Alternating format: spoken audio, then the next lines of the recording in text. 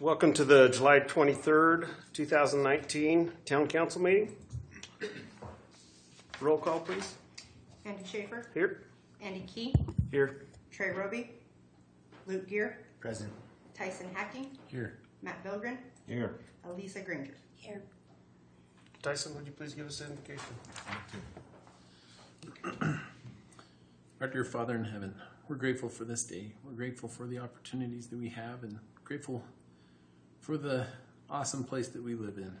We ask the Heavenly Father to bless us, that we can help improve and help each other along the way. We're grateful for the town of Rangeley and the local friendships that it provides. We ask Thee to watch over us and bless us that we can do what's right. And bless the soldiers that they can have Thy protection. And bless us to make the right choices for the town. And we love Thee and say these things in the name of Jesus Christ. Amen. Amen.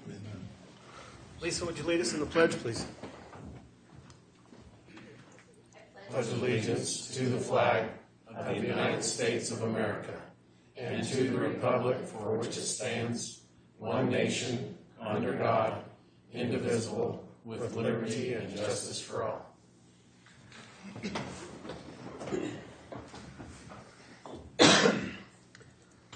Item 5, minutes of the meeting. Discussion and action to approve the minutes of the July 9th, 2019 council meeting. I'll make a motion to approve the July 9th meeting minutes. I'll second that.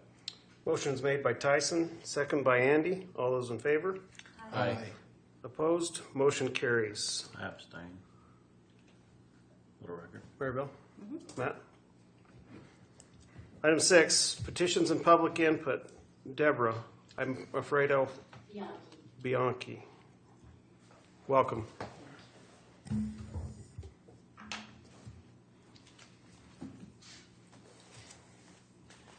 Thank you, Mayor Schaefer and Mayor Pro Tem Key and all of the trustees for having me here this evening. And thank you to Lisa for inviting me to present to you today.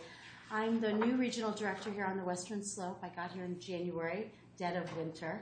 So I set out to sort of figure things out there in Mesa County first with the eye on once the weather gets better, I'm going to get out to the rest of my region. I have 9 counties here on the Western Slope that I'm charged with serving, and it's really important to us at the association to really reach our communities who are in the rural spaces and places, and that's intentional work. So I want you to know that's in my intention to do that well. I'm going to share a brief presentation. It's brief at 15, 20 minutes. I'm going to try to do it fast. And then I'm going to tell you about a lot of the services I can provide directly, but also a lot of the services that we can use and ensure that you always have access to in these rural spaces, because we do have really robust services. And I also want to preface everything with everything we do is always free of charge. And the association has really, really wonderful services that we aim to provide to the community who are living with dementia and their caregivers. So let me get started with that. The Alzheimer's Association, you probably know, was formed in 1980. Our vision is a world without Alzheimer's. We do hope to be out of business one day. But we have 3 priorities that we focus on. We focus on the research. You probably saw last week we were having our international conference in Los Angeles. You might have seen a lot in the news because that's a week of downpouring of good information. Sometimes not so good information, but it was a really good information week last week. And we also focus on that care and support, the services that someone like me, the folks who are regional directors and staff, we provide that direct service to those constituents. And then we focus on brain health and that aspect of we do believe there are ways to either mitigate your risk of dementia or even prevent it. We're using the P word since a year ago in our space, so that's good news. So we're going to talk quickly about, we have a few videos and they're going to talk about what is dementia, because there's a lot of, at the very heart of it all, there's a lot of really common misconceptions that are universal. So we really want to always begin with some just basic knowledge about what this all means, this terminology. As we get older, cognitive problems become more noticeable for almost everybody, and it can vary from person to person. typically with age, people have trouble coming up with the word they want right when they want it. They have trouble remembering names, and they don't think quite as quickly. What's more concerning, or what might be the beginning of a memory problem, is people have a lot of trouble coming up with words or names, and it's happening more frequently, and the words or names don't necessarily come to them later. And then they start misplacing things, but not just once in a while, because we all misplace things, but more often. And it begins to interfere day to day. That should be a warning sign for people that this might be the beginning of a memory problem. So with that said, and we're going to talk a little bit later about it, is dementia is more than memory loss. There's actually much more complex, but those are kind of those early warning signs that you might see. Dementia is the umbrella term for an individual's changes in memory, thinking, or reasoning. There are many possible causes of dementia, and Alzheimer's is the most common cause. Other causes of dementia are vascular dementia, which is marked by changes in the blood flow in the blood vessels in the brain. Dementia with Lewy bodies, identified by specific brain changes throughout the brain that include the buildup of a protein known as alpha-synuclein. And frontal temporal dementia, which is marked by brain cell loss in the front sections of the brain and the frontal lobe. Each type of dementia may have distinct characteristics to cause specific behaviors in the individual, but there is also some overlap in behaviors among the types of dementia.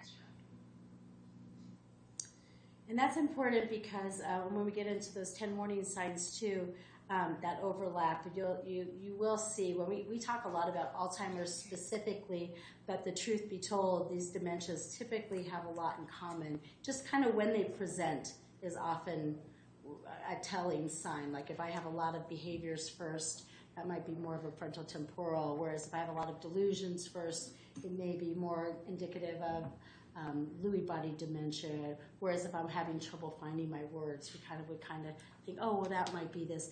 But the truth is, none of us can tell, only really our doctor, the neurologist actually is really the only person who can get to the root of what is my cause of dementia.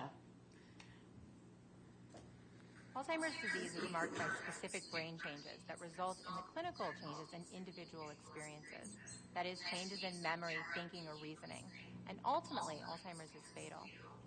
The exact cause for these changes is unknown, but there are some hints as to what may contribute to an individual's risk. Age is the greatest known risk factor for Alzheimer's. And when we look at populations of people, we see an increased risk over the age of 65. However, Alzheimer's is not normal aging. Family history is also a known risk factor. Research has shown that those who have a parent or a sibling with Alzheimer's are more likely to develop the disease, and that risk increases if more than one family member has Alzheimer's. When we talk about the genes involved in Alzheimer's, there are two categories that could potentially be involved: risk genes and deterministic genes. Risk genes increases an individual's risk for developing the disease, but does not guarantee that they will develop Alzheimer's. Deterministic genes, which are rare for Alzheimer's, guarantee that the person will develop the disease. So what's important in that space is that we hear a lot about that deterministic in the media, but it's about 1% of our population. It's very rare. And usually in those families, it's presenting very young.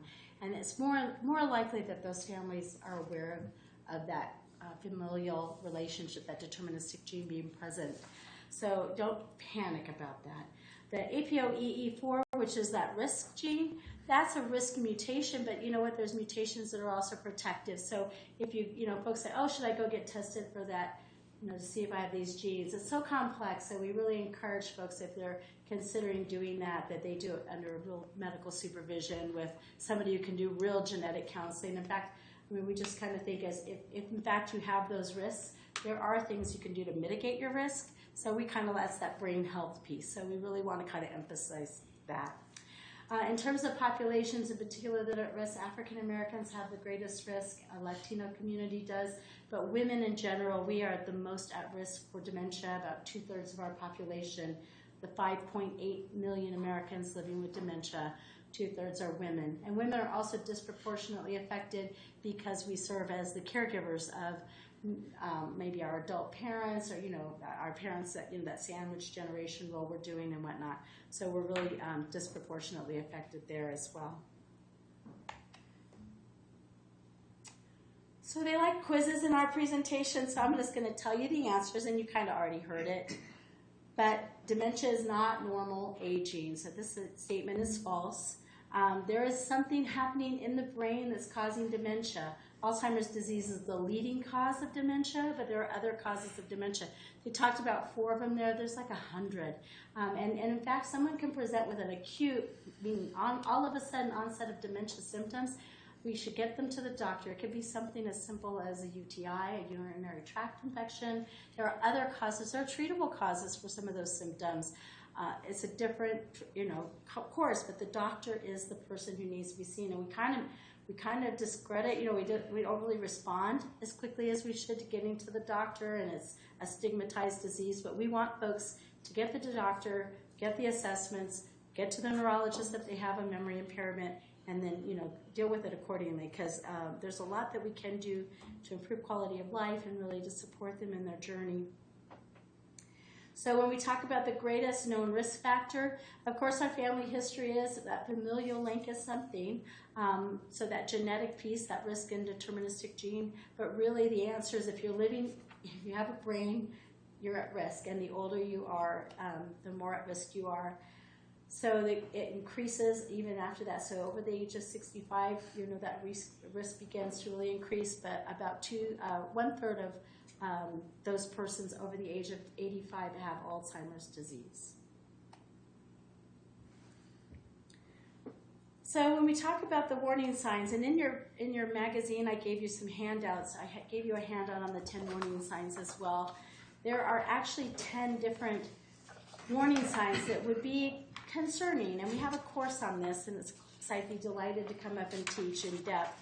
But the first, of course, is that memory loss, the thing we think of when we think of dementia. But it's not just forgetting where I put my keys. It's forgetting where I put my keys and having the inability to even recognize that I forgot where I put my keys. That I don't even know that I did that, and I have no way of retracing my steps. So if I come home from the grocery store and I got a armful of groceries, and I go to the counter, I set my keys down, and I normally put them by the door. Tomorrow morning, when I'm looking for my keys, I'm going to be able to retrace the steps. And when I came home from the grocery store, a person with dementia is not even going to have any idea about any of that. So it's different. It's a different kind of memory loss. And then we talk about challenges in problem solving and planning, and that's really something you see early on. A person's inability to balance their checkbook, and they were like to the cent balancing their checkbook, or really, simple problems even that they just can't even manage. That's something you would notice, and something you'd kind of think, oh, that's interesting, because she was this way, or he had this skill, and that's problematic. It's a change for that person. Completing familiar tasks, following a recipe, things that putting something together. If you were a builder and you could just put anything together, but now you can't. It's something different for you. Like if you asked me to put together a wagon, I'm not going to be able to do that, right? And to follow the script. So it's not me. It's not that. It's when it's something you were good at doing and now you can't do that. That's the change we're looking at. Confusion with time or place. And imagine you came here tonight and you had all these people around, and you came knowing why you were coming, but when you got here, you didn't know why you were here. It's a really disconcerting experience, and it can cause a lot of frustration and anxiety in folks who are living with dementia. Change of seasons. You'll see somebody maybe dressed in the dead of winter and they're dressed inappropriately, or the dead of summer and they're dressed, you'll see things that indicate that maybe they're really confused about where they are, what's happening in their journey and in their present moment. The trouble understanding visual images and spatial relationships is super important if we think about people with dementia driving especially, but also falls. So the visual changes, depth perception, the person's vision is going to come in and eventually narrow. It can be really problematic. I know of a person who is they were saying, the family was saying, they would put the food in front of their mother, and she just didn't even know the food was there. And so they came up with, well, she doesn't see it. They were thinking she just wasn't eating it. So that's a really right in front of her, but it was not visible to her. So that's a really pronounced, that's much further on. But that visual stuff, you'll see people anchoring themselves as they're walking, maybe along a wall, kind of some balance issues, things like that.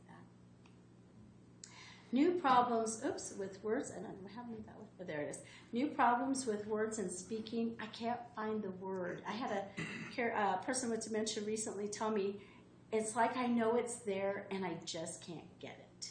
And he's very acutely aware that it's there. This is early stage, and he knows I can't get there. So that's interesting, and it's very much different than if I don't have a robust vocabulary in the first place. It's also important to know a person who does have a high, very, defined vocabulary can kind of get along longer because they have more synonyms. But you'll see things like instead of saying my watch, they'll say it's a hand clock, or they'll make up new words. That could be an indicator that something's going on. Misplacing things and losing the ability to retrace steps. That's part of that memory loss. But it's the inability to retrace my steps is really the thing to think about, because we all forget things, and that's normal. But it's that difference. It's that very specific difference. And then decreased or poor judgment.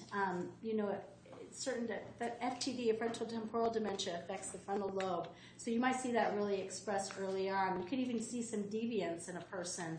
The most stellar community member now is shoplifting, or some kind of real overt act, versus a person with Alzheimer's who maybe just forgot they didn't pay.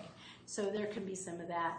But it also can be things like getting out of the car, and just walking straight into traffic, right? Because that's a judgment. We learned that when we were young. That's something we're trained to do. But that lack of judgment to know I can't just walk into the street, that could be something you might see in your person.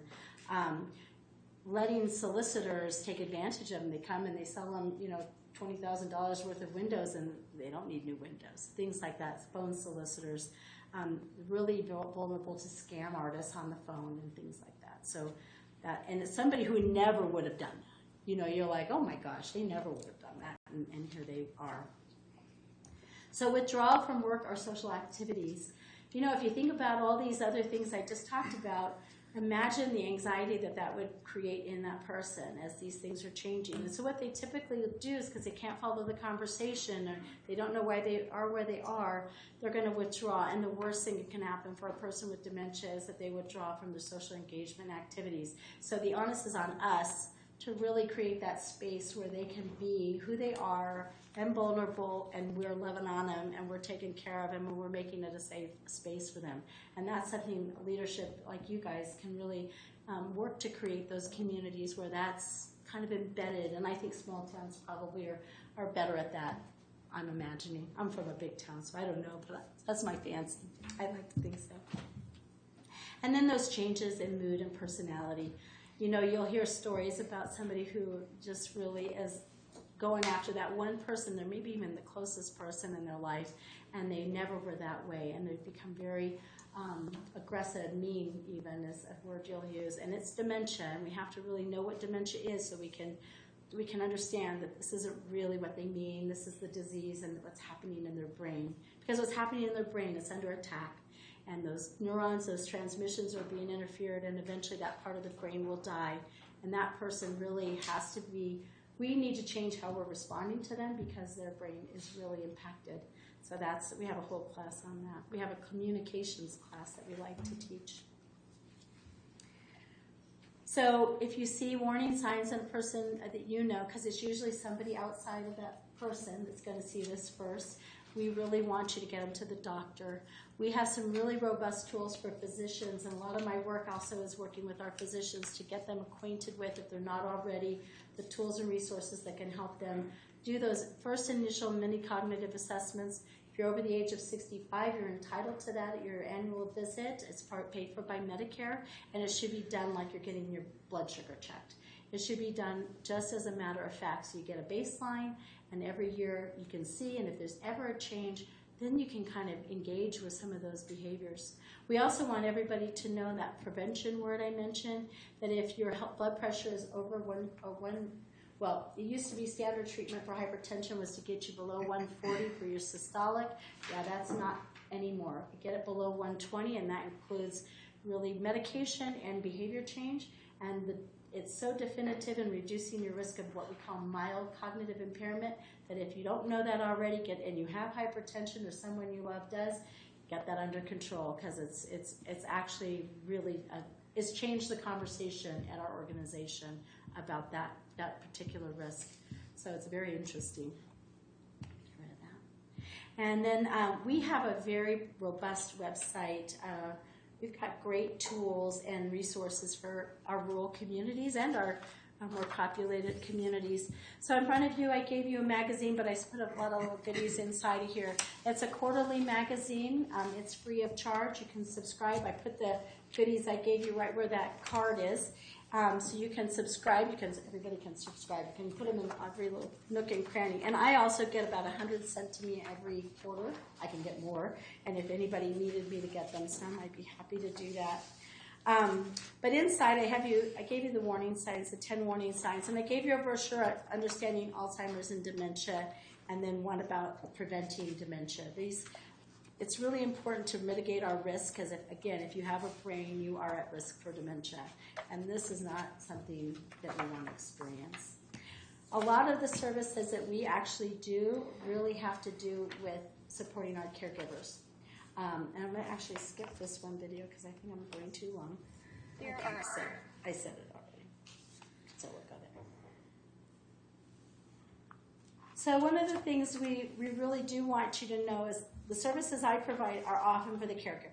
And if I'm supporting the caregiver, then they're going to be more equipped to do their job. So we're doing that. We're doing education. And again, it's online and it's in person. So that's wonderful. Excuse me, I've had this allergy thing all day, so forgive me. And then we really want to partner with you. Excuse me. So with that said, I just will open it up to questions and ask and have some water. Have you talked to Kelly Christian, the new county nurse? Excuse me. You were my very first visit to. Oh, very good. To Rangeley. I went out to the hospital today, went over to the care community across the street, went to the rec center, and all because I was coming out for this today. And you'll be back at the on end September of August. 23rd. September 23rd, I'm coming to the networking meeting and presenting. So I'll make sure that Kelly gets introduced. And I would be delighted to come up, for any other opportunity that might be meaningful for you. Yeah. Any questions about the disease?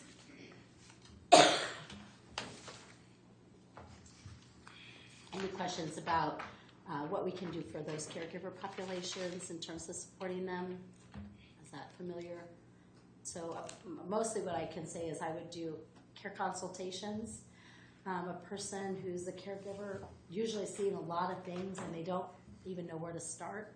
And so we can kind of help navigate that. We do work with providers. I was talking to Mr. Gear about that.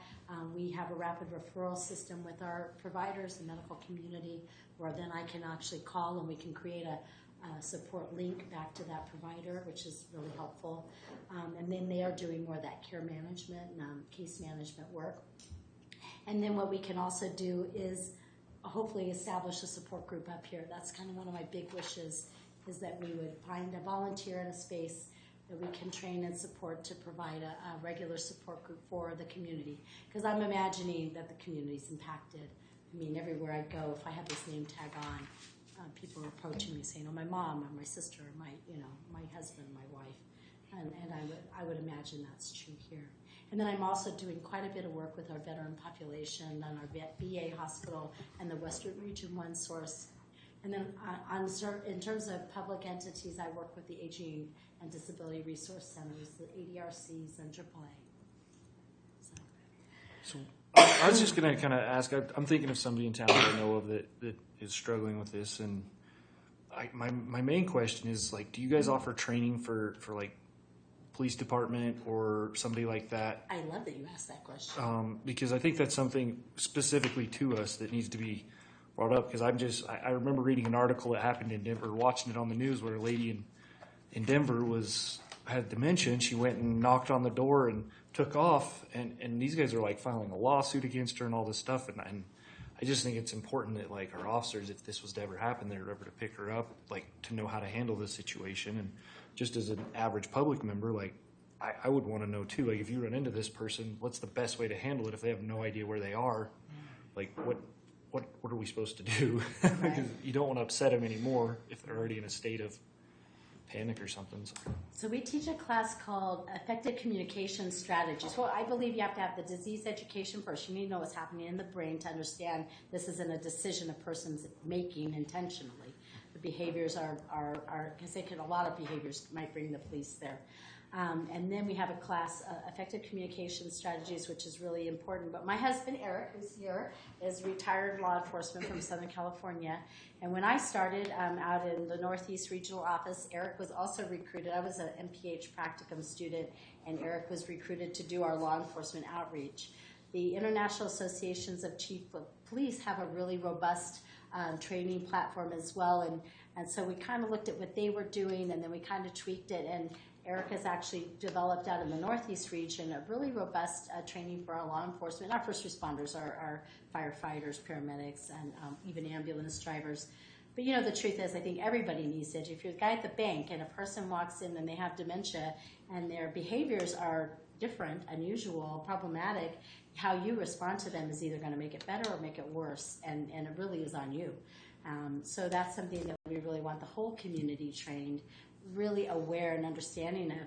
For a very basic example is if you, a person with dementia will mirror and reflect your emotion, your nonverbal communication, your stress, and then they will amplify it. So if you're giving it, you're going to get it, and you're going to get it back in spades. And then imagine, then you're reacting even more, and then they're going to give it back more. So in a law enforcement, specifically, you know, the tactics that our law enforcement are trained to use in the academy and whatnot, those have to sometimes be redirected while maintaining their safety and the safety of the public. So yeah, Eric actually is a very good presentation and very specific, and he's law enforcement, so he can talk the talk and give scenarios that I can't do as a civilian, and it really does, I think, add to that value to that population. So we'd be delighted to work with you on that. Cool. Thank you. Yeah, thank you for that question. We agree. We think it's important. So I left also some helpline cards, and my business card is in there, and I really look forward to working with you. I intend to really stay connected with Lisa, and so grateful for the invitation.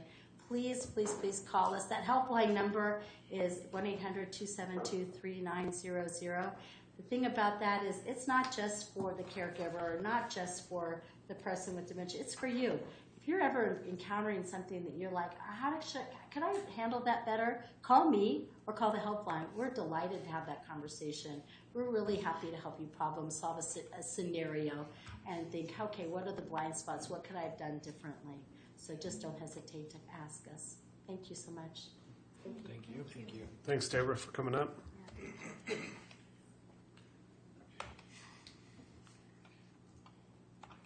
Is there any other petitions or public input? Changes to the agenda? I had one addition, 14, concerning an agency request for support. Okay.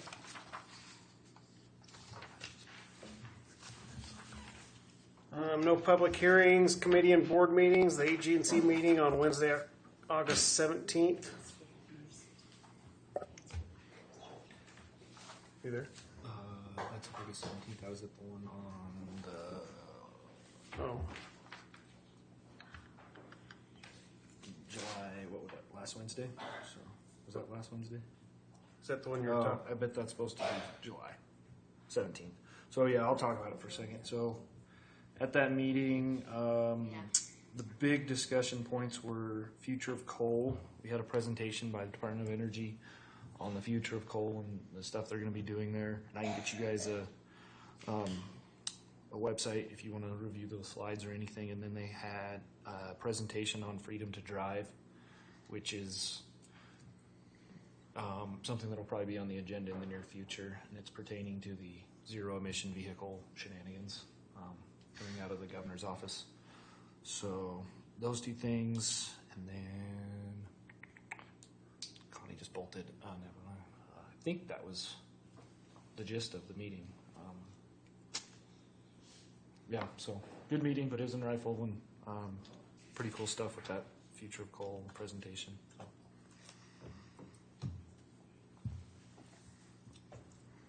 I don't think we had any other committee meetings, did you? No, not since then. Okay. Any other reports from council? Supervisors reports. Mr. Reed, welcome. Evening, council members. Hope you're all doing well. I've got a few things to go over. I'll start, I guess, pretty much with the distribution system. Recently, we've been flushing for the last couple months, and currently we're about a halfway point. High zone, middle zone have all been completed. We'll be starting low zone probably next week and just work through it, and probably by the end of August be finished with the total of the flushing of the distribution system throughout the town. This did have an impact, and our recent samples that we did, they all came in much better than they have in the past. Thank God.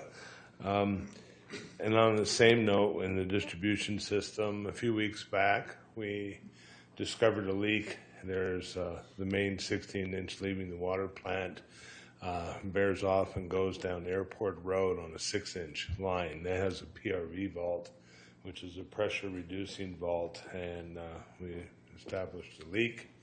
And we didn't come across it it's probably been leaking for quite some time, but it was underground. We didn't see it, didn't daylight, and then all of a sudden it did daylight. It's a pretty substantial leak. We're hoping to schedule within the next 1 to 2 weeks to do it. We'll have to get notice to the public, and once we have all parts for all scenarios that could happen, nobody, even Buck, we've talked to him, we're not really positive, what the line consists of outside of the vault. No one seems to remember if it's ductile but we'll find out when we get into it. But so we'll be doing that. Then we had some other things. Oh, any questions in regards to distribution? No? Okay. We're working with Buck and them, and right now with CDOT on Main Street doing the stormwater systems. That's coming along pretty good. We got 2 of the main trunks lined below that where CDOT's working that are now clear and should be able to handle whatever they determine the floodplain is for that. And then once we get done with the 64, we'll be proceeding, keep going on it. No telling how long it's going to take us to finish the stormwater system, because we've encountered a lot of problems along the way when we're working on that. That's pretty much all I have on the stormwater. We are working now in wastewater for the manhole repairs, and we're doing the second part on the Dolo Grant for the actual repairs that we outlined for capital improvement projects. We've done the engineering already, and we're now ready to proceed forward with the repairs that we scheduled to do, which is 5 manholes come this fall. Same guy that did them last year, Don? Pretty much, yeah. Travis, TDS did a really good job, or TDA. They were excellent. They were excellent with working with us because they gave us flexibility so that we could get the biggest bang for our buck, and we'll be glad to have them back and working on that. The other last item that I really have is, as of lately, we've had some pretty big issues down at wastewater with our disinfection. I have been in contact with the state. There's no alternate backup plan. It was never established, but I am working with state because it does look like we're going to have to address this. So when we get into the budget meetings this year, I think it's something that we're going to have to sit down and talk with the council in the working session on this, on some of the avenues that we need to pursue. Other than that, Are we not meeting the discharge rates into the? no, we're meeting compliance. Yeah. We've stayed in compliance, and we work when we get in a predicament like that. If we work with state, and Allie Ulibarri is our compliance officer, and she works pretty well. I mean, she was actually pretty nice to work with. She gave us an alternative as a temporary solution, which was good because it worked out. And but we have some issues with using UV as a disinfection. But I think we'll wait till budgets, which is just around the corner, and we'll get into them then. Okay. The other question on the distribution, was there any interruption, or is there any interruption for anybody? No. Downstream of there? No. No issues? Just a little loss of pressure, maybe? No. Everything's worked out pretty good. It's all good. Huh? Yeah. All right. Did you do the hydrant testing at the same time? Yes. Perfect. And we've recorded all this data. Will be on the GIS. So actually, I don't know if the fire department has access to our particular system, but that would be the easiest way. And we can download it to your phones. No, that's all right. Just when Okay. the Just- ISO guy comes, he likes to Okay. see it. Yes. When we're all done with it, we'll be able to show them. Perfect. That helps out. Any other questions? Thanks, Don. Okay. Thanks. Good evening. You too, Don. Thanks. Miss Maryville. Hello. Just wanted to report the week of July 8th, but went a couple days earlier, attended the Clerks Institute in Denver at Regis University. For first years, they had like a nuts and bolts kind of class on July 6th. And then we had orientation on the 7th, and then full classes the 8th through the 12th. All day, very intense, a lot of information, but very valuable information too. I got to meet a lot of different clerks from around the state. There were 88 there, 40 first years, so I wasn't a minority, so which was good. But was able to make a very good group of networking that we kind of all were emailing each other. We got each other's cell phone numbers, so if we ever have that conversation, we can do that, which was very, very valuable. And got back and told Lisa I have a lot of questions. So we'll get there, but it'll just take some time. But I'm looking forward to taking that on also. As you know, you guys got an email. We hired Tina Karstens for the accounting clerk position. I think she's going to work out great. Training is going great. She's willing to jump in anywhere we need her. Just going to be a learning curve for her, but I think she will be a great asset in the office. So, any questions? Nope. Thanks, Maryville. Lisa? So on the day of the AGNC meeting, we had the senior picnic, and we had almost 50 seniors that participated. The Sheriff's Department, the Police Department, and Rangeley Trash were our sponsors, and we all helped serve food, and I think they really enjoyed, getting out. We were very lucky the mosquitoes were not horrific that day, so they didn't carry anybody off.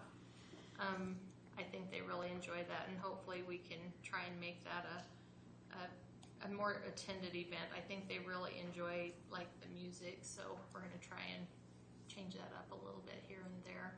So hopefully we'll get more participation in the future. CDOT, as you can see, is making really good progress. Jeff and his crews are helping them daily, Don and his crew as well, and hopefully they will wrap that up in the next 3 to 4 weeks. And I think it's going to really turn out nice. We're going to start backfilling some of the places that they've already been able to pour cement. I think we worked through some of our difficulties early on, so hopefully it will go much better. We did aerial spraying, as you could hear, I hope, last Saturday. I think it did help. I felt like it did. I don't know if anybody else has noticed a difference. We had run out completely of all of our fogging spray, but it came in this week, so we'll continue to do that. And if it continues to be a problem, we'll probably have another aerial spraying closer to Labor Day. As Dawn said, we got to start the budget process. We just barely got through our audit, so now we got to start the other end. So probably not maybe in August we'll start with the supervisors, and then in September we'll start having some budget work sessions with the town council and start working towards. We'll probably have quite a few projects that we're going to propose, and we'll just have to prioritize and see what we can manage each year. Since we took a year off, I think everybody feels like they're behind the 8 ball, so we'll just have to see what we can do this next year.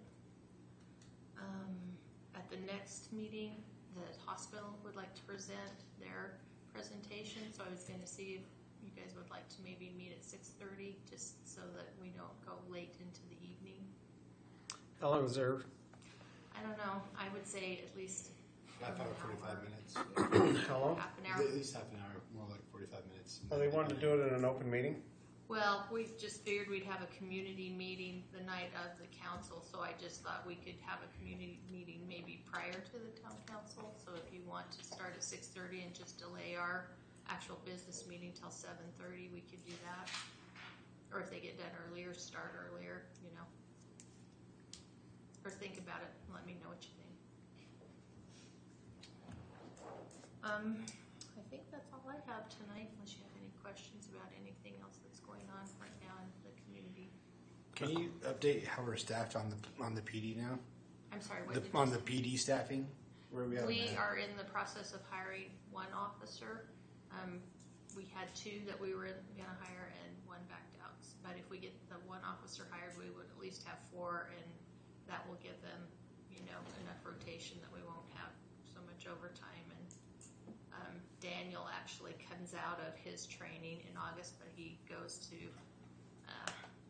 he has to go to the his military training for a couple weeks. So Ty and Jesse are going to be doing some long days until the middle of August. But that we will also have that 3rd officer by then. So we should be at least have 4, and we're continuing to look for a 5th officer. Was that position that was filled, was that the lieutenant position? Or Patrol officer. Patrol. So lieutenant's still open. The lieutenant is still open. We have some other prospects there.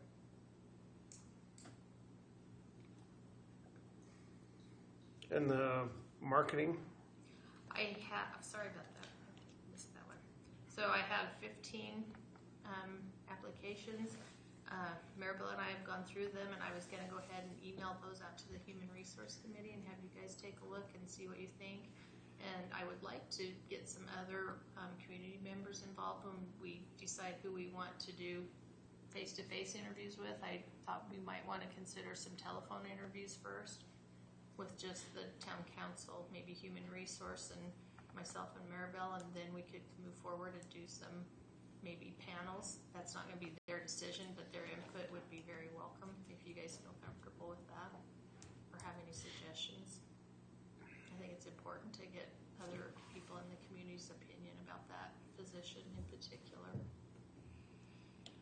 Yeah, I agree, because I think it's not only working for the town, but working to get everybody on board. College. So I'll shoot those out in an email, like I said, to the Human Resource Committee, and then we'll start moving forward as quickly as we can. Very Please good. get back with me once you get that email. That's it. Anybody have any questions for Lisa? Nope. No old business? Item 14A, discussion action to approve the renewal of the liquor license for Pinyon Tree Liquor. I apologize because I think Janet came back from vacation and thought she was here on a Monday and it was Tuesday, so she didn't notify Bill, so that's the reason that he's not here. And Ty is out of town, so that's the reason he's not here. But I don't see any problems, and I don't believe I've heard anything negative about their liquor license or renewing it. So I just caught it on the agenda, which it's probably not super prevalent, but it's misspelled on there. So, having what's the Opinion? PINYON, Tree Liquors, but making that correction, I'd make a motion to approve the liquor license. Second. Motion made by Andy, second by Luke. All those in favor? Aye. Opposed? Motion carries. Item 14B, discussion action to approve the June 2018 financial summary.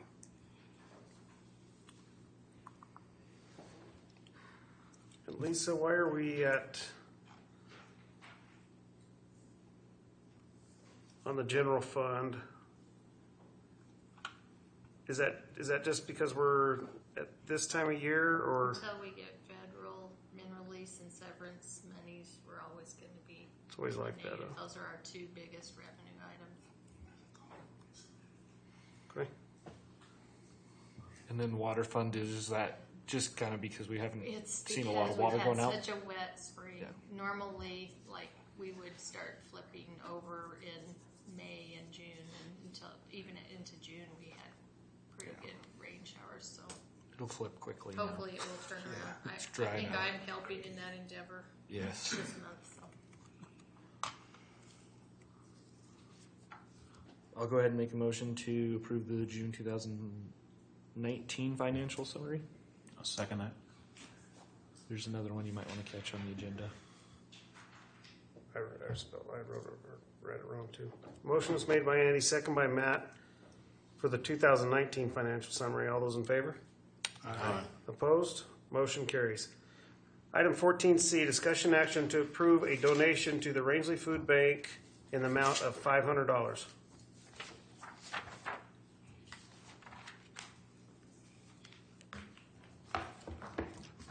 Address the board. As the head of the Rangeley Food Bank, I'd like to read a couple things here to you. That the food bank is regulated by the Food Bank of the Rockies. We have a yearly inspection. We have an inspection from Feed America, from the Come and Go Corporation, and we also have a health and safety inspection. Now, I know the $500 seems like a lot, but in this time, and especially with the town kind of in hurt, but you got to realize when you're in hurt, we're twice as in hurt. We've got twice as many people coming, twice as many people hungry. There's a lot of speculation that if you go to the food bank, everybody in town will know it. We do not let people know who comes, what they do, and what they get. And we have a rule that you can only come once a month. We're going to change that to whenever necessary. Most of our food comes from Meeker at the last Thursday of every month, and we also go to Palisades. We rely on donations. We're a nonprofit. Somebody needs to pay for the gas, but we're okay. And we'd like you to kind of think about it. And now this $500 does not have to be in cash. It can be in helping us make copies of our stuff that we have to submit, stuff like Septemberfest coming up, whatever you guys can do that we can qualify for. We served, I think, the 960 people last year. And the problem with that is we don't have any way to advertise to the people who really need it. So that's why we're asking for the grant. Okay? I have a question. If you've got $6,000, why are you needing $500? I'm sorry. Sorry, can you not hear me? If you've got over $6,000 here, why are you asking for an additional $500? It was submitted on the paper that it was handed last week to give to the town lady. To give to Ms. LeBeau. Okay. The So $500, I think, is an annual thing, isn't it? I think her question though is like, you guys are showing your checking account has $6,380. She's asking why you need an additional $500. Well, because as we all the stuff we get is outdated. And every once in a while, we have to buy meat and stuff like that, fresh stuff, produce. And when we do that, we have to pay for that. So like we have a semi-load coming in, I think it's probably gonna be about $3,000. And if somebody wants to donate a steer, then we have to get with somebody to cut it up, wrap it, and put not for sale. And we have to pay for the cut and wrapping if they don't want it. And it's that kind of stuff that just comes out our overhead, plus our electricity at the church. Maybe I'll ask the question this way: What does your checking account usually run at, balance wise? 65? 63? Somewhere in that range, it stays. Yeah. Okay. Yeah, and that's for paid electricity and all the bills, whatever we accumulate, and for, like I say, the cutting and wrapping them. And we have a semi coming in on a second with probably $3,000 worth of food.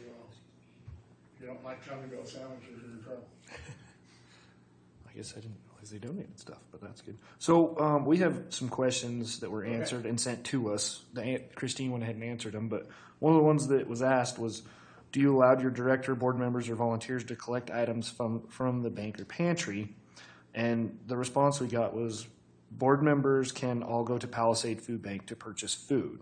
I think the question was asking, are the board members allowed to take food out of that establishment? Or is the chairman, which I believe is Christine, Well, I would think, are they allowed to take food out of there? Yeah, if they volunteer and come, well, they have to come in and work with us, and then they're allowed to take a certain amount of food. Okay. All right. And then the other question I had is, this wasn't on here, but this was one I had. How many people from Dinosaur do you guys serve? Dinosaur? Probably a third. And how much money do you get from Moffat County or the town of Dinosaur? I've been here a whole week, I don't know. Oh, okay. I walked in the street, You're going? Oh, okay. All right. I'd like to know the answer to that question for sure, simply because I do know when we go to Palisades, we have to pay. That's where you go pick food up We from, have to right? pay some money. In Meeker, it's free. We take anything that they don't want. Okay. Problem with that is they have a lot of produce, and they're once a month, and they tell us that we have to throw that away, and it's bothering me. Because we can use it down here, but anything we get on a Monday, we have to have gone by Wednesday from come and go, and same thing on Friday, it has to be done by Saturday. So we have to throw some stuff away, and I know there's people that use it. You said you were feeding or 900 and something people. I think I think she just called me on the phone and said we had 960 people come last year. So do you maintain a record of that, evidently, Yes, or is that an estimate, or how is that? Yeah, we try to keep a record to keep people from coming more than twice a month. Okay. Some people come twice a week if they could, and that doesn't seem fair to the ones that can't. And as for the board members, I haven't done any of them yet. Yeah, or any of the staff, how often can they take food? That's my wife and I, we're the staff, You're the staff? and anybody that will volunteer.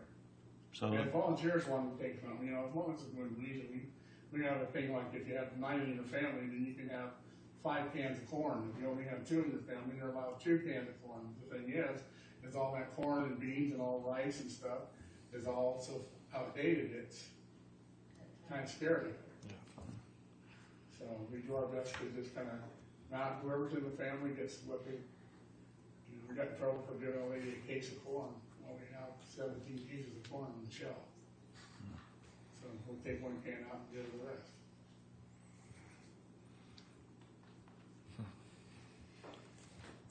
I think that the stigmatism is the worst part, because people think that if they go to the food bank, everybody in town's going to know it. It's degrading, but if you're hungry, you're hungry.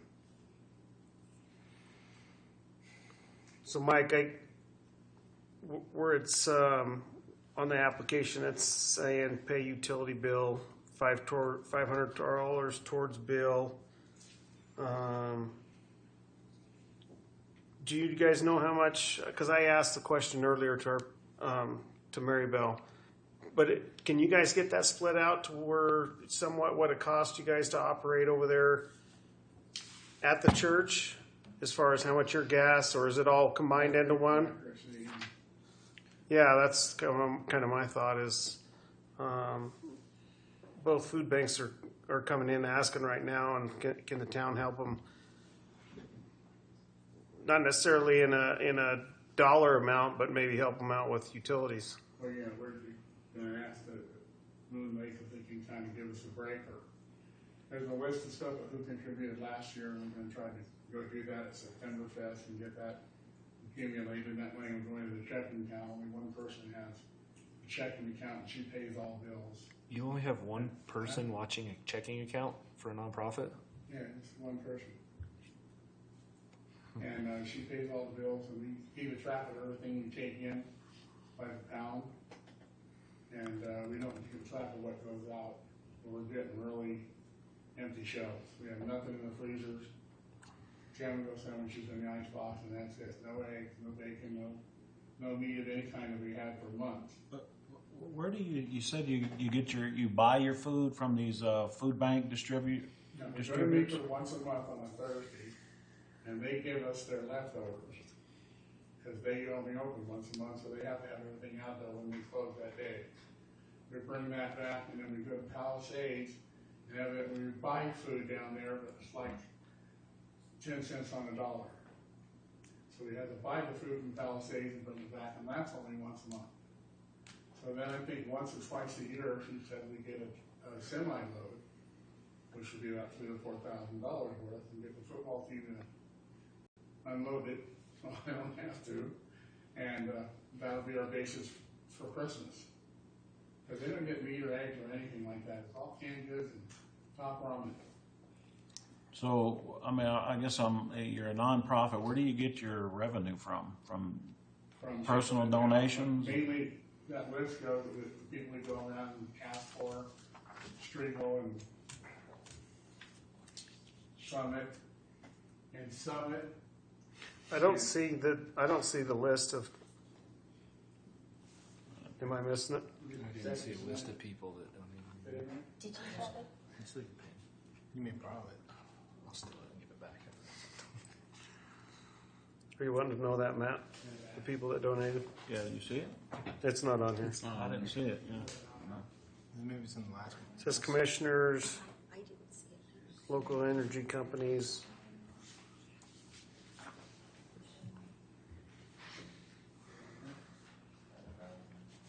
Mike, do you pay the church for utilities, or do you pay the church for utilities, or do you pay utilities directly? I don't think we do. I think he lets us be there free gratis. Like you said, you pay the utility bills, so do you We pay the church, electric. or do you pay Moon Lake? We don't have a phone. I'm sure we pay Moon Lake. Damn, I have that.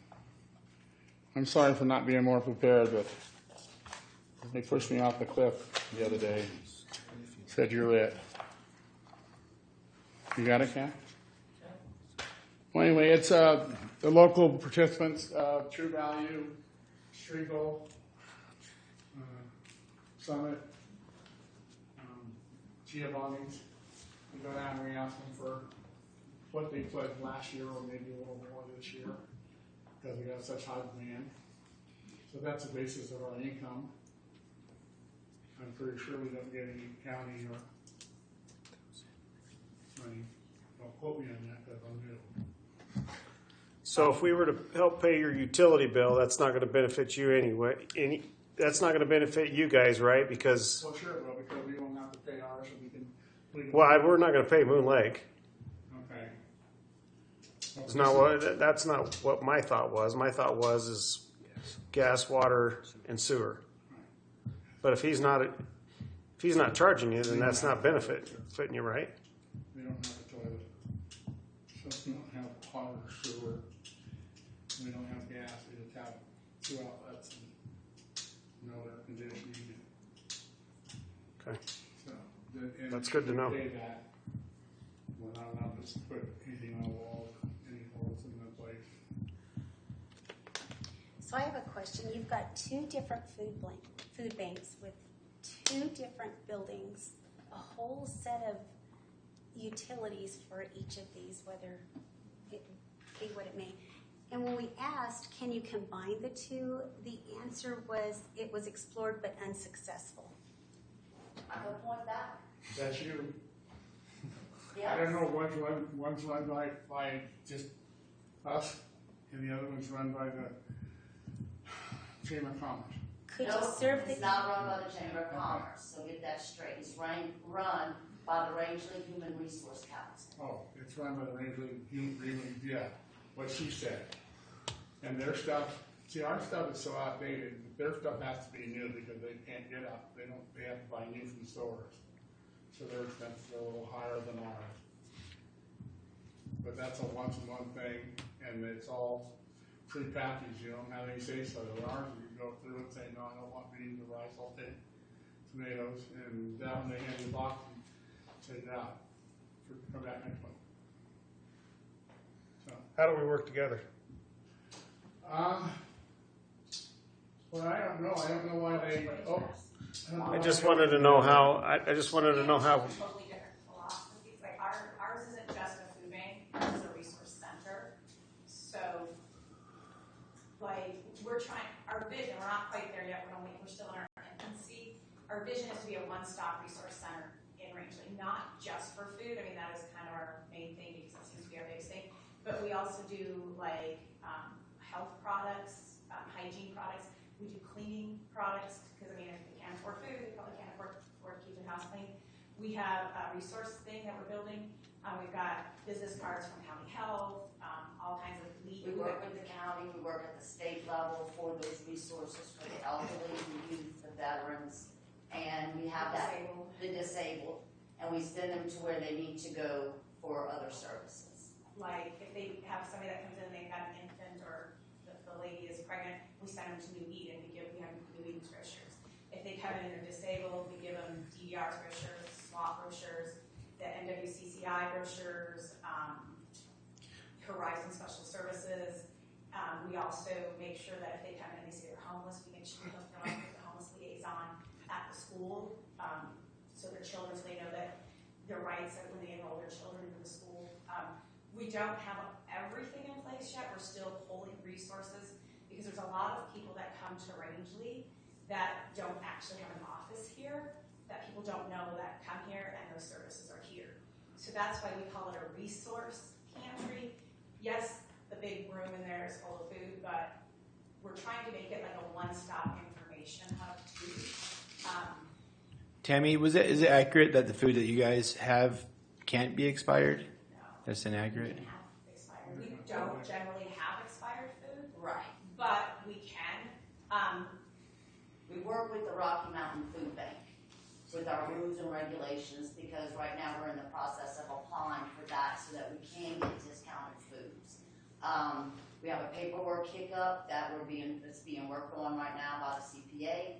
That should be resolved in the next 4 to 6 weeks. We have, Barb, you can attest to like the donations. We have donations and we're actually going to Smith's and we're going to talk to them and we're getting case lot sales. And we have community members that go to the case lot sales that will go buy $150 worth of stuff and they deliver it to us. So I think right now that we ought to get back over here to this one real quick. Yeah, okay. I think let's get this 14 C discussion. On a broader thing, Tammy and Connie, I don't mean to interrupt, but let's get with this.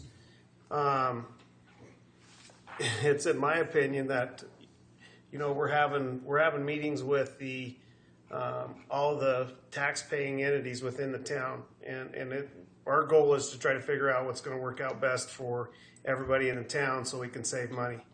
And that's going from can the town go over here and mow the library's lawn for cheaper than what they can do, get somebody else to do it, or get an entity, or go buy a lawnmower or whatever. So everybody trying to work together. And so there's some things going on between tax-paying entities, and I wonder if we get everybody's personality set aside, we've got to have two when you just said it. We're trying to do what we can for the community, right? And I'm pretty sure that just the short conversation that we had right there, that's the same thing. They're wanting the same thing. So I think somehow, but I don't know. I can feel the tension.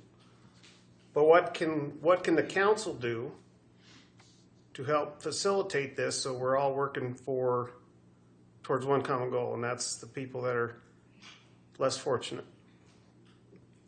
Well, my only thought was that advertising or getting the word around the people that just moved into town. A lot of people are Hispanic, coming into town, don't speak English, can't get to them, have big families. That's the only thing I can think that the town could help with. We're all volunteers, so there's no salaries or anything. We don't pay for our gas to go to Meeker or Palisades and doing it on our own. So we're trying not to spend any more than we have to.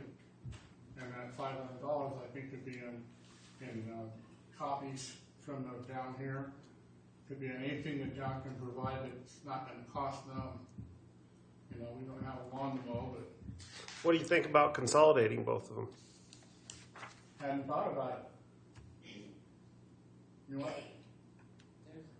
I mean, I guess what I'm saying is it's a thought. I mean, we can get through this action item and then we can get through and discuss. We can get through and discuss it. We've actually had the conversation. I took a personal hit when all this first started with Chris and her little board. I was told that if Chris wasn't involved, it wouldn't happen.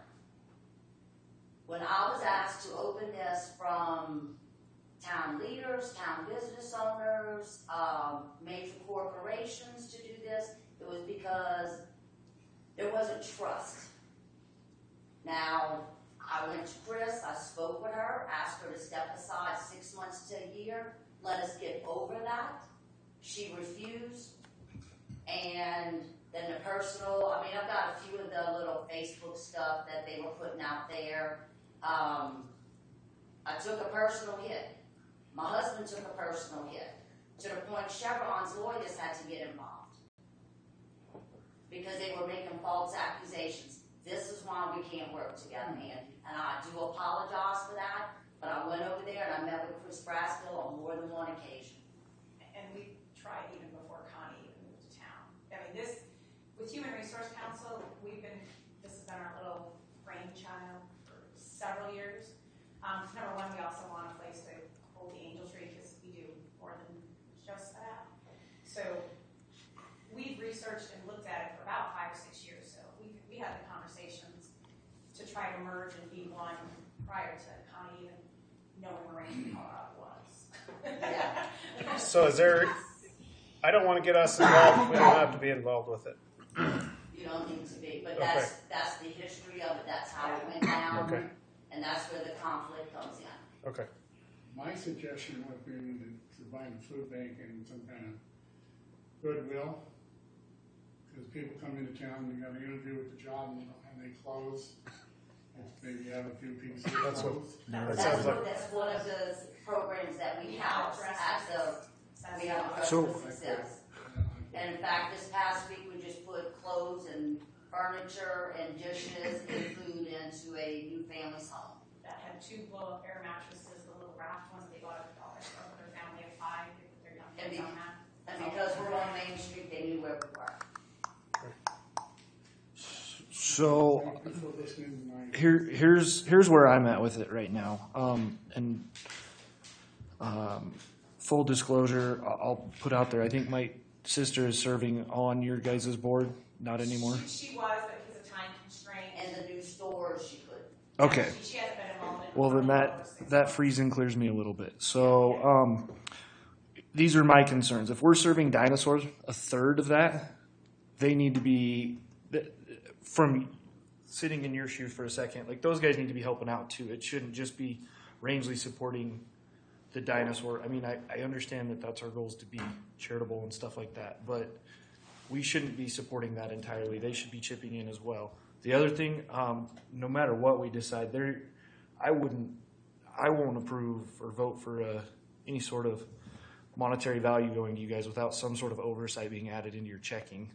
That's crazy to me that you have one person controlling the checkbook and no, As far as I know. no Like I said, oversight I've on been it. this a whole week, so. I mean, I guess I'd say along the lines of either two signatures or Well, there is a board, but they don't seem to come to work too often. right, and that's what I'm saying. So either there needs to be a second signature on the check, or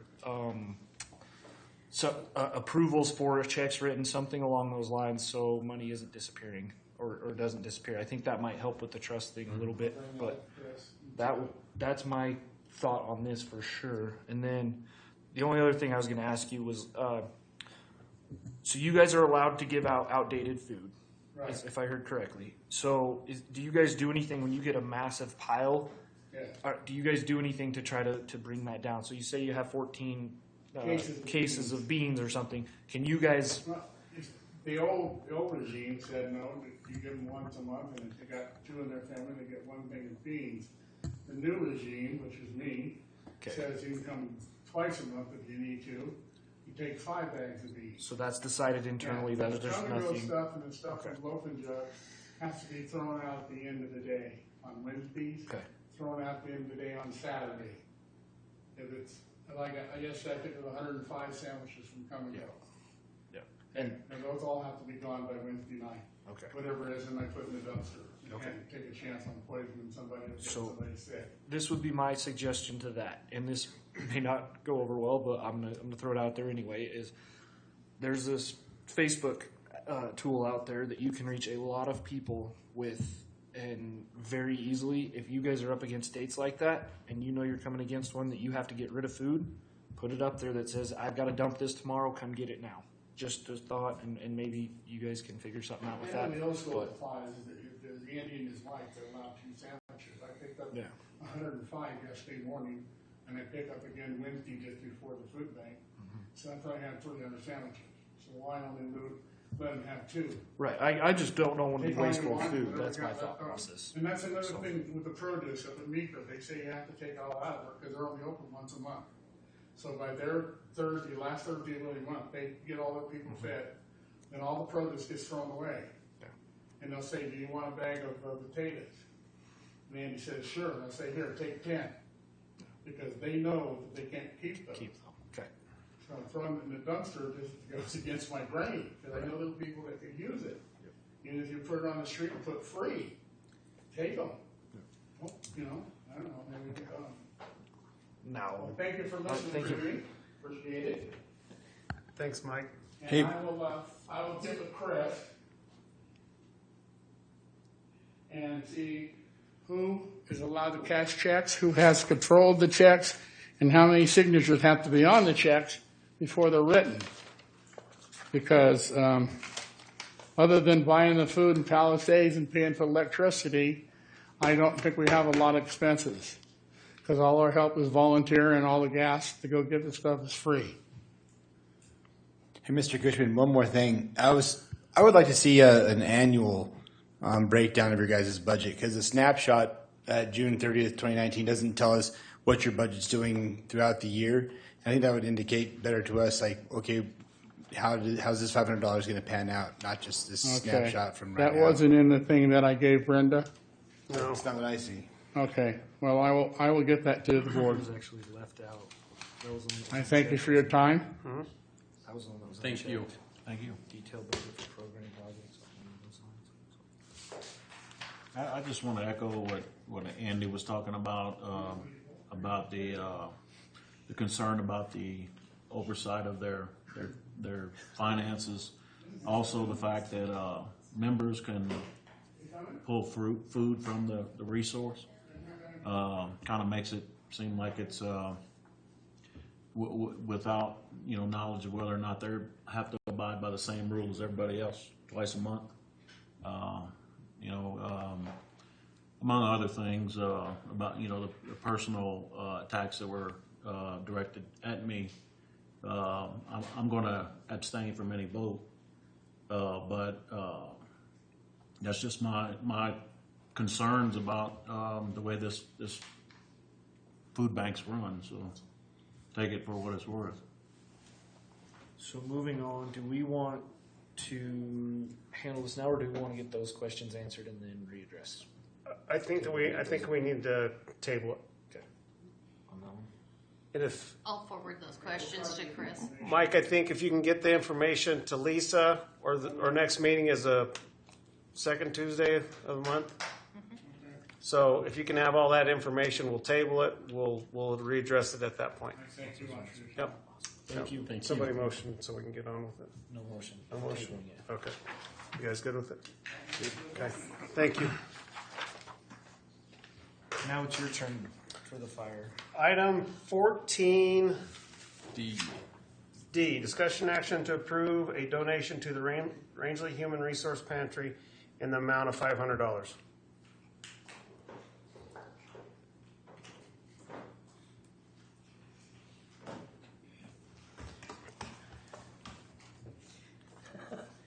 Give us time, Mark's coming. Be nice to You borrow. got it? Okay, you put yours up there. I just brought this for reference. This is just my, Okay. I just printed out there. So we're coming Talk in into to the ask mic. for 500 because our utility bills over. Will you just address who you are and pull the mic down there? So I'm here for the Human Resource Council, which oversees the pantry. And your name is? Tammy Doris. And I'm Connie Bilgren with the Rangeley Resource Pantry. And I'm Barb Widener, Thank you. and I serve as the treasurer for the pantry.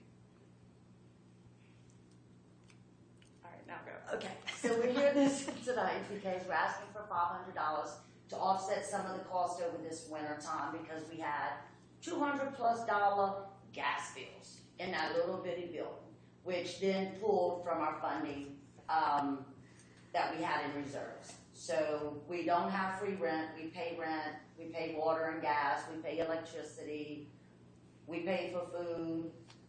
Most of our board members contribute monthly. We have Chevron, Utah Gas, Rangeley Human Resource Council. the Human Resource Council itself that all make contributions along with the county. The county has been helping out with rent. We're going back to them for rent as well. Do you pay the town bill directly, or do you pay it to the? We pay it to Ed Miller. It's billed to him. $743 is billed to him, both on the gas and the town bill. And so He breaks it out. Yeah, he gives us the town bill, and then especially this year we were way behind because we didn't have the funds, so he paid it, and we've been slowly making it to him. Are they using any of the building too? So that he's whole got bill. it double metered. Yes. So you guys are just getting what's yours, right? Yes, Yeah. our Okay. portion. Yeah. Yep. And then we also, part of what the money might be used for, depends on how the bills play, is we want to finish some of the construction in the building. We don't have the, what would you call it, the little alleyway going to the restroom done. That's where we're going to finish putting in some shelves and stuff to house more of like the clothes and stuff like that for the Dress for Success closet. We got the construction of the main part done and we bought all the shelvings, but that back part there, we still have some more construction that we usually get it volunteered, but you have to buy the materials. Right. Based on your previous questions, our board and our volunteers do not take food. We sign a piece of paper when we join the board that we will not request services either. So, and if we request them, then we're getting ourselves off the board. And the other question you had about only one individual signing the checks, I am the only person that signs those checks, but they have to be approved by the board at a meeting before I will write them out. And we do meet monthly on the second Tuesday of every month. And then we don't serve Dinosaur, Yeah. but we do give them the resources because somebody that's standing here lives in Moffat County. We give them the resources, but we don't provide them with food because that's coming from the town. So to clarify, you'll let them the cleaning products, that They kind of don't stuff. we don't give them any of that. We will give them the resources. I will give them the connections of the people who come into Dinosaur Thank you. because they do have their county social services and stuff does come. We give them the information where they can sign up for WIC and all of that through Moffat County because they can't even come here and Those sign up. resources. So we give them all of those resources, and sometimes I've been known to call for them because some of them don't have phones. So I get some unfortunately, they know where I live too. So, so when they stop there, and so we don't literally just turn them away at the door. We still try to help them, but it's all non-monetary that we help with. In a perfect world, we'd be able to help everybody, but we have a hard enough time helping our homes. So with the are they giving that money for the residents of Rangeley, or are they giving it for the community of Rangeley? Because it would be different if it was just the taxpayers of Rangeley that were paying into this bank, right? But it's not actually taxpayer dollars that's putting into it. I mean, well, we do get money from the county, Yeah. so we do For get rent. But most everything else has been donated by major corporations or local individuals.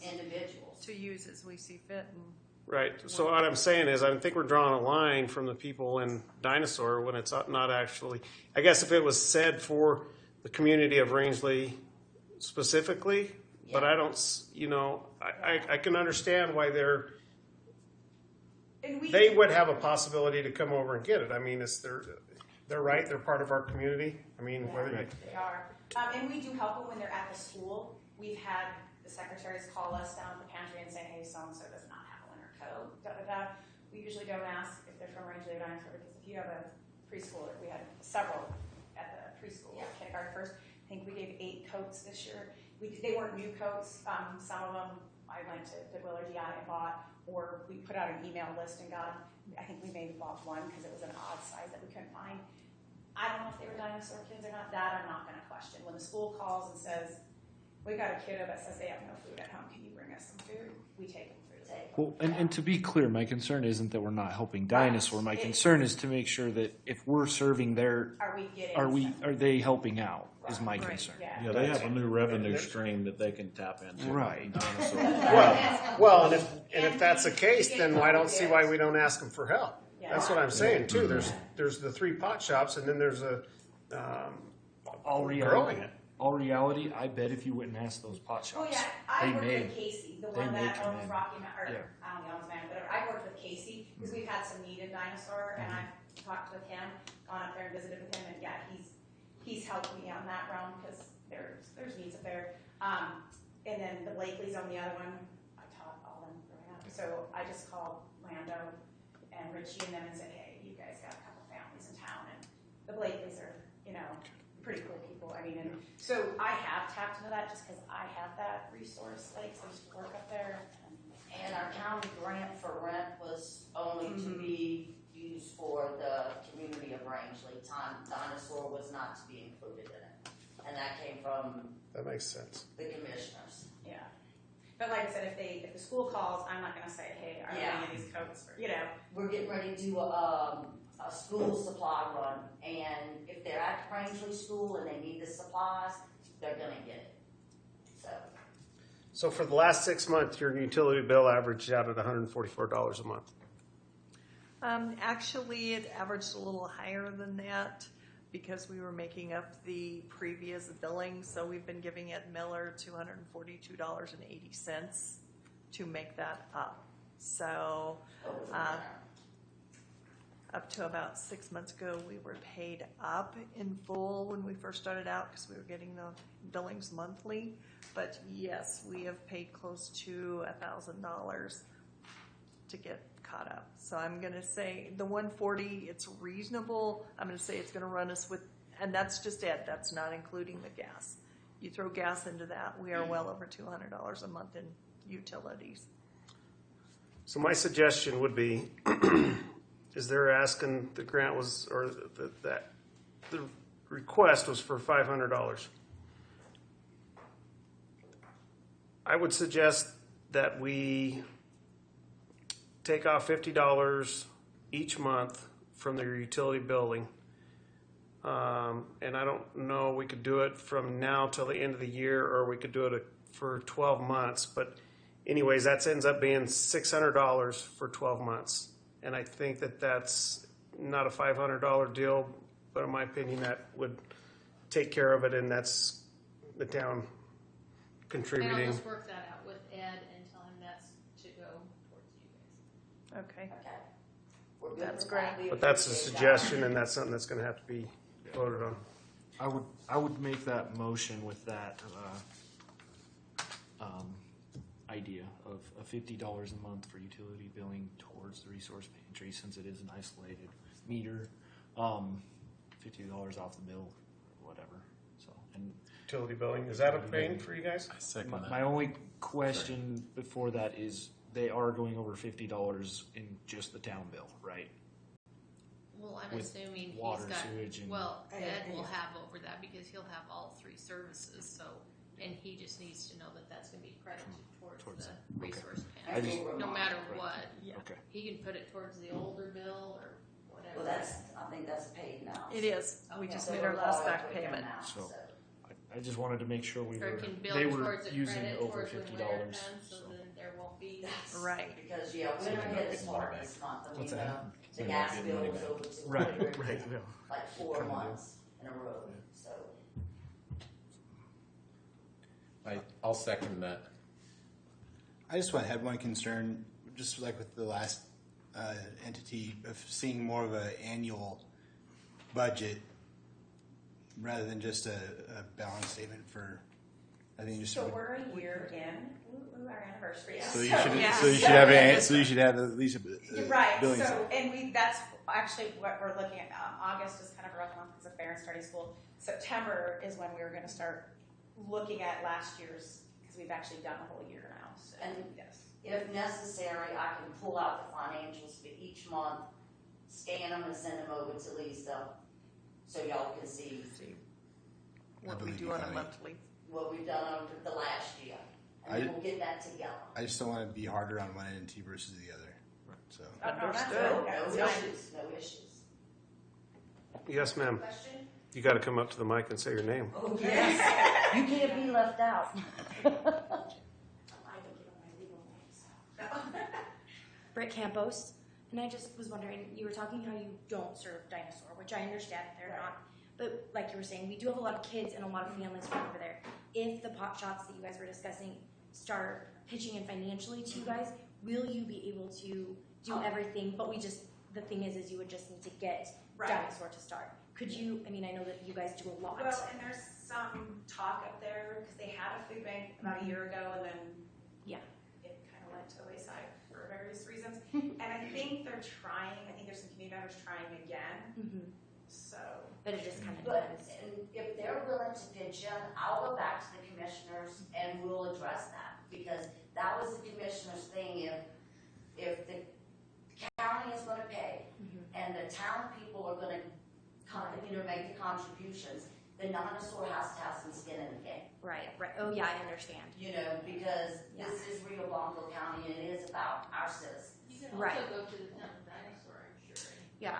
The hard thing is just because we are two separate, but we're near. But we're Yeah. we're all like my kids are not old. They have friends from Dinosaur, and they know all these kids, and so it's hard, like as you were saying, getting a phone call saying these kids need food, and you're like, I'm not going to question where they're from, but you don't know. And for the backpack program, we'll donate the food. If they come from the school supplies, if they're in the school system, they're not going to do without because they're here. And we do that with the Angel Tree too. Yes. Human Resource Council. We do Angel Tree if the kids are enrolled in our schools or eligible, like if they're 2 years old. Right. Yeah. Okay. Then there's not much to do. Whether they're going to come back. It's a fine line, but I just because we were talking and you have spoken to a couple of the shops over there. Right. We would love to be able to do that. Yes, and I understand helping bring food. I do. Home, but just because so awesome. Thank you. Okay, so we have a motion on the floor made by Andy, second by Tice. Any discussion? Can you Do you want me clarify to that? amend We're it? gonna. Yep. Yeah. So what I'm thinking is let's do until the end of the year, and they'll present the financials of their budget of what they did for the last year, and at that point we'll revisit where we're at with it. Does that sound fair and reasonable? Mm-hmm. Okay. So motion's been made by Andy to pay $50 off, or to take $50 off of the utility bill for the HRC Community Resource Pantry till January of 2020. Is that still a second? Second. Is there any other discussion? All those in favor? Aye. Opposed? I abstain. Abstained? Motion carries. Thank you guys for what you do. So do you want us to come back or just send the financials? I think you need to come back and come back with your financials, but then if you would like to continue this next year, then come January. Perfect, we will. Yep. Okay, perfect. Thank y'all so Thank much. you, ladies. Thank you, guys. You. Item 14E, Was she here for the grant? discussion and action to approve a grant application to the Department of Local EAI program and to the Western Rio Blanco County 911 board grant for the Rangeley Police Department Communication Systems upgrade with expenditures up to $225,000, which will be contingent upon 2020 budget approval. So, just to quickly to update you, so after we've gotten into this and talking to Kim Bullen, I think we're going to go for an administrative grant to study everything and really flush out all of the questions that we might have during the budget process. So tonight, I would just ask you for that motion, and then if we feel after going through the budget process and hearing all the pros and cons that we want to move forward with that, we will go for a December tier 1 or tier 2 grant. Have you guys looked into USDA rural? I'm grant talking to for those them ladies too, but okay, because I know there's still, one specific for yeah, police no, departments. and I agree with you, So. Andy. I still think we need to really study everything. We've been talking to Mike Cook to see if we can share some costs too. So I think we really want to make sure that we talk about every possible, because it is a substantial amount.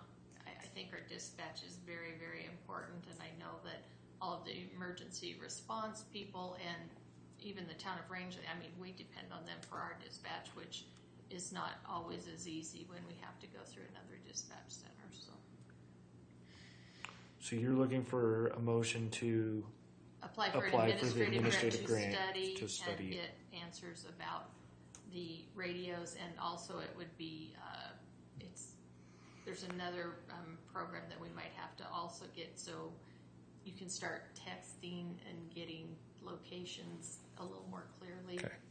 Do you have any dollar figures on any of those? I don't have that yet. Okay, so this is just to start looking The into it. administrative grant is just to study all of that and get more information about it. Okay. What's the timeline on that? What are you The looking administrative grant? at? Yeah, well, just to study all of this and. Well, we will do it as quickly as possible, because if we want to go for a December grant, we would have to have everything, all those questions answered, and it needs to probably be the radios have to be implemented next year, so we would have to have it done this year and to be able to move forward with a DOLA grant at the very least. So I guess I'm not following. We need a motion for an administrative grant, or do we even need this? Originally, we were going to go for a DOLA grant to try and cover the cost of the radios, Mhm. but after talking to Kim Bolin, she feels we should do an administrative grant to study how best we can utilize getting those radios, and if we can share with the county and get something that would be more cost effective and also justify our dispatch center. Is it a matching grant or whatever? Yes, it would be, but we'd also go to the 911 board, which would cover most of our side of the match. Yeah, I looked in there today, and there's 151,000 in there right now. Well, and if I'm not It should be. It's not budgeted, so it's. I mean, that's what I said.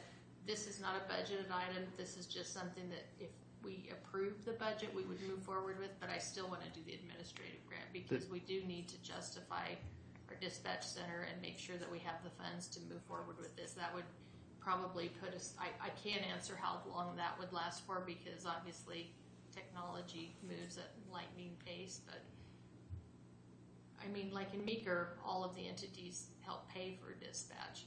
In Rangeley, the town of Rangeley covers our dispatch. So it's all The fire of us. department helps a little bit. Have you this year?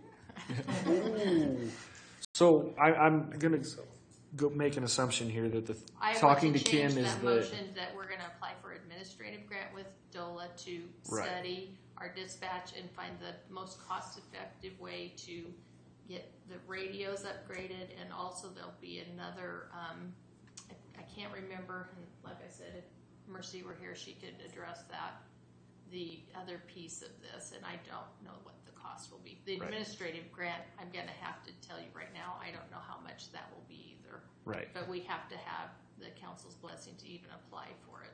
So what I was going to say is I'm going to make the assumption that the advice probably from Kimberly was if you do the administrative grant first and really study that you We need would it, have a much better it's gonna chance when you of apply getting- for it, you're going to have a much better chance of getting it. Whereas if we just go and ask, say, hey, can we get this? They may go.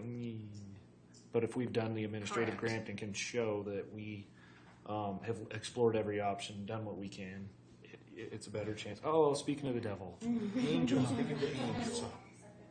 Yeah, could you just address not the radio piece, but the other piece that we would have? So one of the things that we're looking at coming down the line is NG911. I don't know if you guys are familiar with that.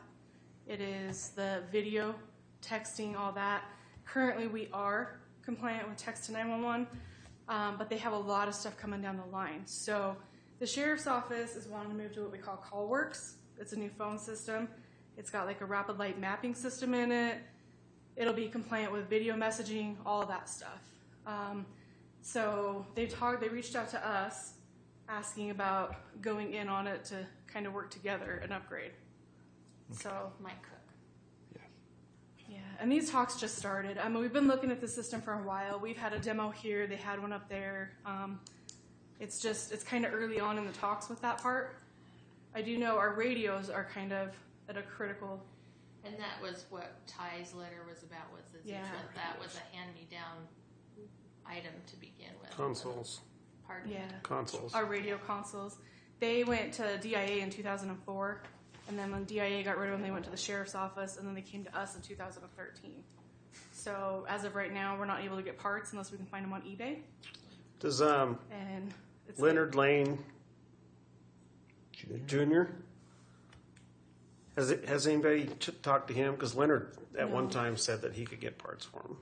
for the actual radios. Yeah, for that Zetron. Yeah, no, I haven't talked to him. I'll see him at the 911 board meeting next week. Yeah. I guess. So we can check with him. Junior.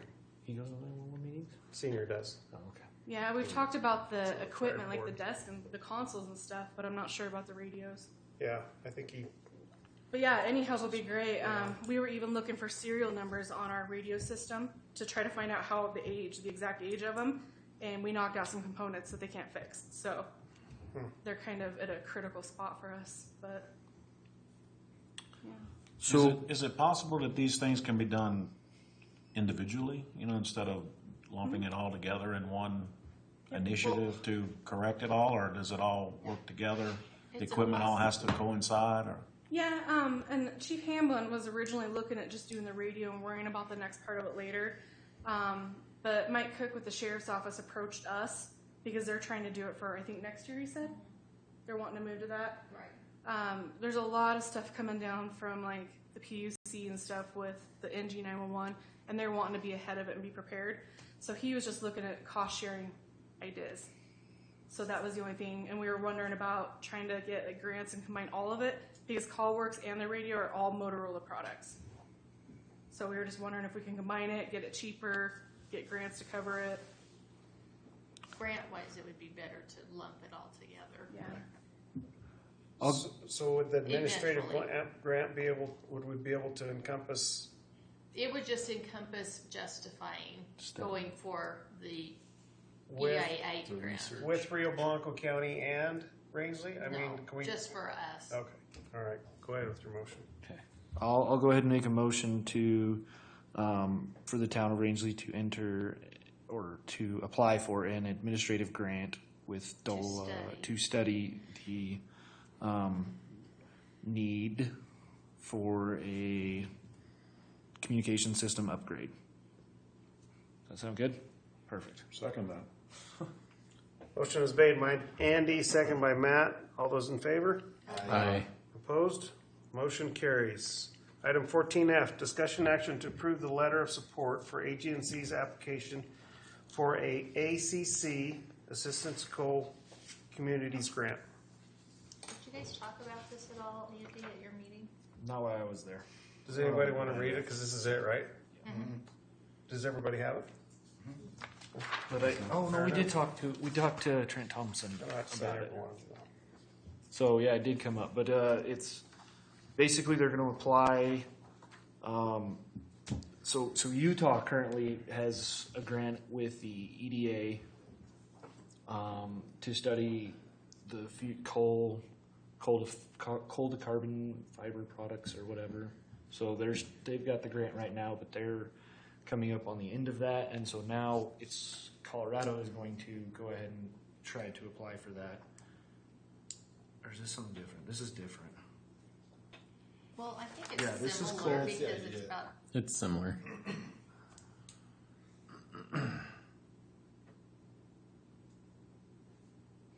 I think it is with Dixie State. Yeah.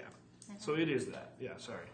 But anyway, that's the theory is now we're going to try to do it, to apply for it as well and continue the process because if they can figure this stuff out, it would be really helpful to the communities that were pretty well shut down during the Obama administration. So, and current ones that are still struggling.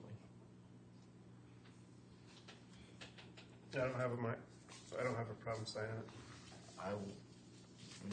I'll make a motion to approve the letter of support for the AGNC's application for the ACC. Second. Motion is made by Tyson, second by Luke. All those in favor? Aye. Opposed? Motion carries. On the informational items, did anybody get a chance to go to the railroad meeting? now. Connie and I were going to try, and we weren't able to that day. I can reach out to the county commissioner and ask him how those went and report back at the next meeting. Did Gary go to that or Cy? I have no idea. I think she meant Mike Mickey, the county commissioner from Utah. Oh, That's who she was okay, referring to. gotcha. So this weekend Friday is the Rangeley Roundup. Yeah, so oil and gas companies are going to help us COGCC. through that school, that hill by the East End. And we're going to start at 9 and do a safety meeting and then hopefully get that done. And Giovanni's will be serving lunch at the East End Park. Anybody'd like to join us? And then the rally car starts on Thursday. The cars will be in on Thursday, checking in, racing on Friday, Saturday. The parade's on Thursday. Thursday night. Yeah. Thursday date. And there'll be a Friday or a parade that Friday evening, I believe. Oh, really? Cars. Two parades? I didn't hear about the Friday one. 25th. Is it Saturday? No, Thursday. 25th. The That's what 25th. the flyer said. Yeah. I think there's only one parade. They're doing the walk Thursday. around at 7, I think, or 6 to 7, or something like that, and then the parade is at 8, I Yeah. believe. According to the flyer, it's 7 to 9 is the meet and greet, and the parade's at 8. So somewhere in the middle, they're gonna make a loop. Bud will probably bring out his new toy. Yep. And then the Elks Lodge has a comedian on the 27th. Does anybody know anything about this Preserve America Youth Summit? They've got a group of kids coming in, and they've got a whole the schedule there. I think is kind of set in stone. And different nights they're going to have things. I'm going to go to the night that they have a museum. She nominated me to talk about our history. I said, "Does that mean I'm the old person?" What are they talking about, like youth? Are they talking I don't 13 know and what 13 the to age 17 group is. or what? Because Cheryl McDonald was saying they're going to go visit the Welcome Center in Dinosaur and get a tour there. That they're going to do a bunch of different things. They're going to do something at the tank. Yeah. And I think we're that's gonna- like 9 to 15, something like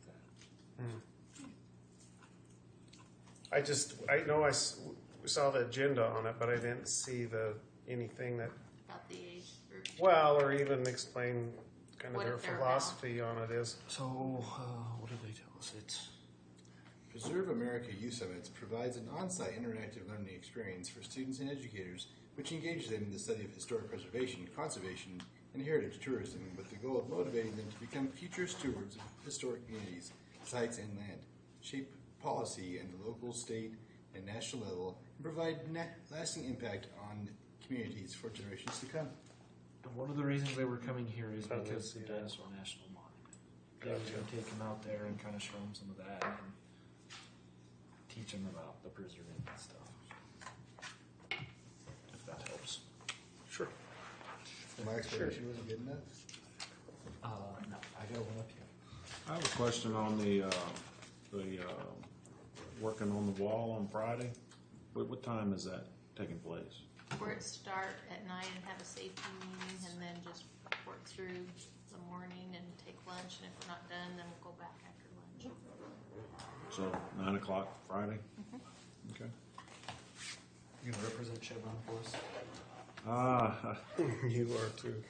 I'm working on Fridays. Anything else that needs to be brought before the council? We can adjourn at 8:43 p.m. Thank you, everybody, for discussions.